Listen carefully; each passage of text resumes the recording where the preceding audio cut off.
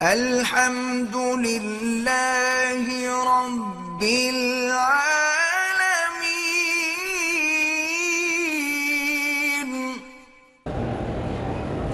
یہاں عالم مکی میں مدنی جنازہ پہلی تکبیر کے بعد یہ فاتحہ پڑھتے ہیں، اور احناف کے نزدیک ثنا ہے، سبحانک اللہم و بحمدک۔ اس کی وجہ یہ ہے کہ ان کے نزدیک کیونکہ یہ نماز ہے اور لا صلاۃ الا بفاتحۃ الکتاب، لیکن امام صاحب فرماتے ہیں بھی ایک ایسی نماز ہے جس کا نہ رکوع ہے نہ سجدہ ہے، تو اس لیے یہ نماز نہیں ہے بلکہ یہ دعا ہے، تو دعا ہی مانگنی چاہیے۔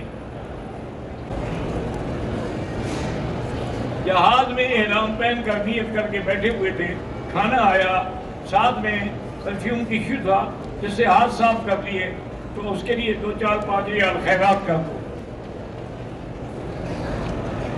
قاری عزیز الرحمان صاحب جتوئی کے ہیں، بیمار ہیں، اللہ شفا عطا فرمائے۔ روزانہ کتنا قرآن کم از کم پڑھنا چاہیے؟ 1 منزل یعنی 7 پارے، اور میں جتنا ہو سکے پڑھیں، جتنا نہ ہو سکے نہ پڑھیں۔ میرا نام اقبال ہے، میں پاکستان سے ہوں، میری بیوی سکول ٹیچر ہے، جب بھی مجھے بولتی ہے تو بیٹا بول جاتی ہے، کوئی باتیں غلطی سے آ جاتا ہے، حقیقت نہیں ہوتا، عادت ہوتی ہے آدمی کی، وہ سارا دن جو سکول میں پڑھا دیا بیٹا بیٹا بیٹا بیٹا، اس کی زبان پہ چڑھ گیا ہے۔ ایک آدمی سپیکر پر صلاۃ و سلام بھی پڑھتا ہے اور جنازے کے بعد دعا بھی مانگتا ہے، وہ اہل بدعت ہے، ایسے لوگوں پر نماز نہ پڑھا کریں۔ کہتے ہیں بعض وہابی کہتے ہیں بھینس کی قربانی نہیں ہو سکتی، مجبوری کے تحت ہو جائے گی جب اور کوئی چیز نہ ملے۔ کوئی اختلاف نہیں ہے، آپ کے پاس جو وہابی کہتے ہیں نہیں ہوتی، ان سے پوچھیں بھینس کی قربانی کیوں نہیں ہوتی؟ کیا وہ حلال نہیں ہے؟ کیا اس میں 7 حصے نہیں ہیں؟ حضور کے زمانے میں نہیں تھی اس لیے ذبح نہیں ہوگی۔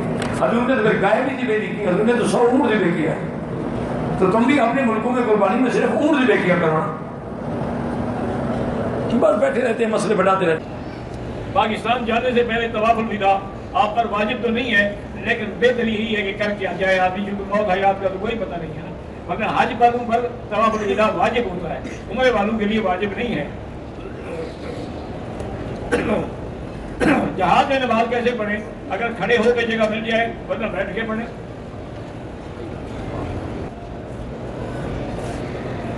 بھائی نے اپنی بیوی کو طلاق دے دی، 3 طلاقیں دے دی، کسی حدیث مولوی سے فتویٰ لے کے گھر پہ آیا، تو وہ جانے اور فتویٰ دینے والا جانے۔ حنفی حضرات کے نزدیک تو وہ حلال نہیں ہے جب تک کہ حلال نہ کرائے۔ ایک عورت 3 دن کے لیے عمرے کی نیت سے احرام باندھ کے حرم میں آتی ہے، طواف کے دوران حیض ہو گیا، اب طواف بند کر دے، گھر چلی جائے، جب پاک ہو جائے غسل کر کے پھر طواف ابتدا سے شروع کرے۔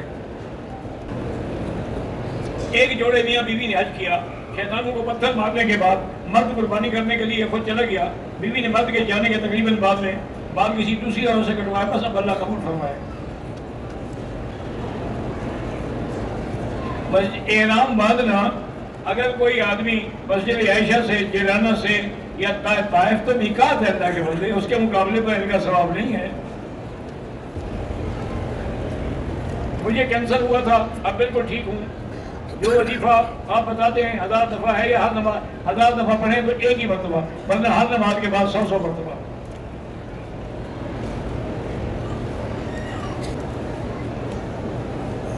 ہمارے ایک ساتھی عمرے پہ آئے تھے اپنی بیوی کے ساتھ، انہوں نے عمرہ کیا، طواف کیا، صفا مروہ کی سعی نہیں کی، اور اب چلے گئے، دم پڑ گئی۔